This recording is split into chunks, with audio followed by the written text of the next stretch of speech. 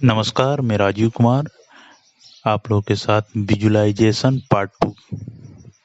मुझे उम्मीद है कि आप लोग अपना स्क्रिप्ट तथा विजुअलाइजेशन बोर्ड तैयार कर लिए होंगे। नहीं तैयार किए हैं तो कोई बात नहीं, अब तैयार कर लीजिए। पिछले ऑडियो में हम सब ये जाने कि विजुअलाइजेशन क्या है, इसे क्या होता है और इसे करने के लिए क्या करना पड़ता है। और इस ऑडियो में हम ये जानेंगे कि इसे कैसे किया जाए। विजुअलाइजेशन हमें दो तरह से कर सकते हैं, पहला जागृत अवस्था में और दूसरा अर्ध जागृत अवस्था में। जागृत अवस्था में जब हम पूर्ण रूप से जागते हैं तो वह हमारी जागृत अवस्था कहलाती है। इस अवस्था में हमारा मन पूर्ण रूप से जागता रहता है।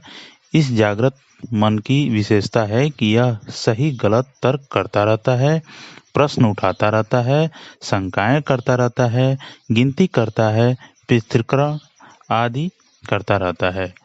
जिसने भी जागृत मन को अपने वश में कर लिया है, अर्थात जिसका जागृत मन उस व्यक्ति के इच्छा के अनुसार ही कार्य करते रहता है, ऐसे लोग विजुअलाइजेशन शुरू करने के पहले सभी बात की तार्किक ढंग से जांच कर लेते हैं और प्रमाण इकट्ठा कर लेते हैं, गिनती कर लेते हैं, बुद्धिमानी से पृथक्करण कर लेते हैं और अच्छे बुरे की जांच करने के बाद निर्णय लेते हैं। किंतु एक बार विजुअलाइजेशन शुरू हुआ, अर्थात तर्क, शंका और प्रश्नों का प्रवेश निषेध, नो एंट्री, मात्र विश्वास, विश्वास और दृढ़ विश्वास। यदि आप इस श्रेणी में हों तो जागृत अवस्था में जब समय मिले तब थोड़ी देर के लिए अपनी आंखें बंद करें और अपनी माइंड मूवी देखना शुरू कर दें। कुछ परिणाम मिलने के बाद अधिकांश लोग जागृत अवस्था में विजुअलाइज करने वालों की श्रेणी में आ जाते हैं, लेकिन शुरुआत में प्रत्येक व्यक्ति इस श्रेणी में नहीं भी हो सकता। आप जरा इस बात का विचार कर लें कि आपने अपने जागृत मन को वश में कर लिया है या अभी बाकी है। अधिकांश लोग इस प्रारंभ में जागृत मन परेशान करता है। इस तरह से उदाहरण के साथ आपको मैं समझाता हूँ। यदि कोई व्यक्ति कुछ इस तरह विजुअलाइजेशन करता है कि मैं अपनी ड्रीम कार चला रहा हूँ, किंतु दूसरी ओर जागृत मन तुरंत मजाक करता है, चुटकी लेता है कि बाइक की ब्रेक रिपेयर करा ले, यानी बाइक ही सही से चला ले। एक और व्यक्ति मान लीजिए विजुअलाइजेशन करता है कि मैं प्रति माह 1,50,000 रुपये कमा रहा हूँ। उसी समय जागृत मन तर्क कर बैठता है, ऐसे मंदी में यह कैसे संभव है? तू 25 घंटे भी मेहनत करे तब भी यह नहीं मिलेगा। जब कोई व्यक्ति विजुअलाइज करता है कि मेरे शुगर लेवल नॉर्मल है और जागृत मन कहता है बहुत सियाना मत बन, यह सुबह ही 250 था। कोई व्यक्ति विजुअलाइज करता है कि मेरे बच्चे शांत और शालीन हैं, उधर जागृत मन तुरंत कहता है कि वैसे तो ये तीनों बंदर के अवतार है, क्योंकि आपने क्यों अपने आप को उल्लू बना रहे हो। इस तरह जागृत मन अपने कर्तव्य के एक भाग के रूप में शंका और सवाल करता ही रहता है। जागृत मन की यह दखलंदाजी चलती रहे तो क्या करें? क्या विजुअलाइजेशन करना छोड़ दें? नहीं, यह जरूरी नहीं है। फिर भी जागृत मन के साथ युद्ध करने की भी आवश्यकता नहीं है और शंकाओं के सामने सिंह लड़ाने की भी कोई आवश्यकता नहीं है। हमारा अपना ही तो जागृत मन है। जरा प्यार मोहब्बत से समझा बुझा के दोस्ती करके काम निकाल सकते हैं। इसका भी रास्ता है, आगे सुनिए। अब हम दूसरे पॉइंट पे आते हैं, यानी दूसरे तरीके पे चलते हैं। अर्ध जागृत अवस्था, अर्ध खुली आंखें, यानी अर्ध जागृत अवस्था। अपनी जागृत अवस्था में आंखें खुली होती हैं, नींद की स्थिति में आंखें बंद होती हैं, किंतु अर्ध जागृत अवस्था में आंखें अर्ध खुली होती हैं। विजुअलाइजेशन करने के लिए अर्ध जागृत अवस्था श्रेष्ठ समय है। उस समय तो खास जब स्वयं के विजुअलाइजेशन के लिए मन में तर्क, शंका और प्रश्न उठते हों तब।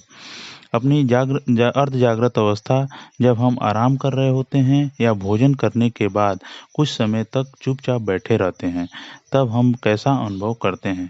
उस समय शरीर हल्का होने लगता है, मन शांत होने लगता है और आंखों में भारीपन छाने लगता है। आंखों में नींद का नशा चढ़ने लगता है। इस दौरान यदि हम कोई कार्य नहीं करते तो नींद के करीब पहुंच जाते हैं।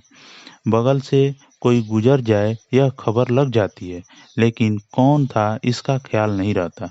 सामने वाला व्यक्ति कुछ बोल रहा है, पर क्या बोल रहा है यह ख्याल नहीं रहता। कोशिश करने के बाद भी आंखें खुली नहीं रख सकते, बस यही अपनी अर्धजागृत अवस्था है। इस अवस्था में तर्क टूटने लगते हैं, सवाल कमजोर पड़ने लगते हैं और कल्पना और हकीकत के बीच जहाँ भेद का अंतर पता नहीं लगाया जा सके, ऐसी होती है यह अवस्था। इस अवस्था में आप जो विजुलाइजेशन करते हैं वह दृश्य अर्धजागृत मन में छप जाते हैं और एक दिन अर्धजागृत मन इसे विजुलाइज की वास्तविकता में बदल देता है। अर्धजागृत मन में छपता प्रत्येक चित्र वास्तविकता बनकर ही रहता है, परंतु जब हम जागते हैं तब हमारे जागृत मन में उठने वाली शंकाएं इन चित्रों को अर्धजागृत मन तक पहुंचने नहीं देती। इसलिए तंद्रा अवस्था में अर्थात अर्धजागृत अवस्था महत्वपूर्ण है।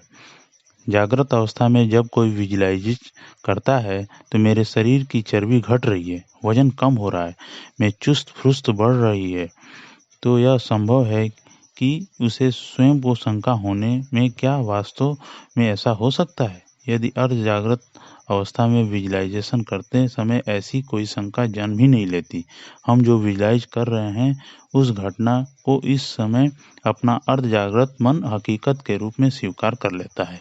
अपना मन यदि इन घटनाओं को हकीकत के रूप में स्वीकार करता है तो ऐसी संजोग का निर्माण हम अपनी जिंदगी में कर सकते हैं। आप भी अपनी स्क्रिप्ट को अर्धजागृत अवस्था में विजुलाइज करना शुरू कर दें।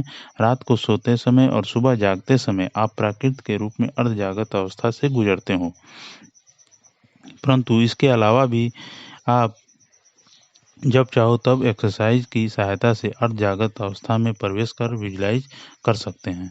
भीतर जितना जाएगा बाहर उतना आएगा।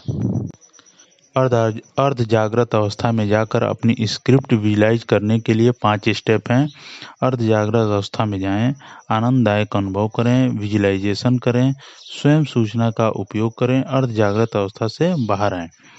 पहले स्टेप का शुरुआत करने के लिए अब अर्धजागृत अवस्था में जाने की 3 आसान एक्सरसाइज हैं।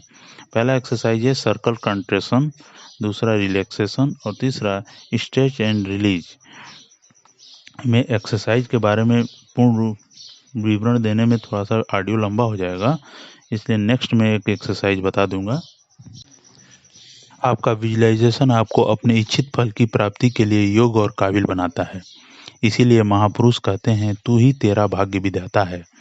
यह सृष्टि के एक बड़े आकार का ताम्रपत्र है। इसके ऊपर आपको अपने भाग्य का लेख लिखना है। आपकी कलम है आपका विजुलाइजेशन। अब इंतजार किस बात का, लिखना शुरू करें, किंतु ठहरें। पहले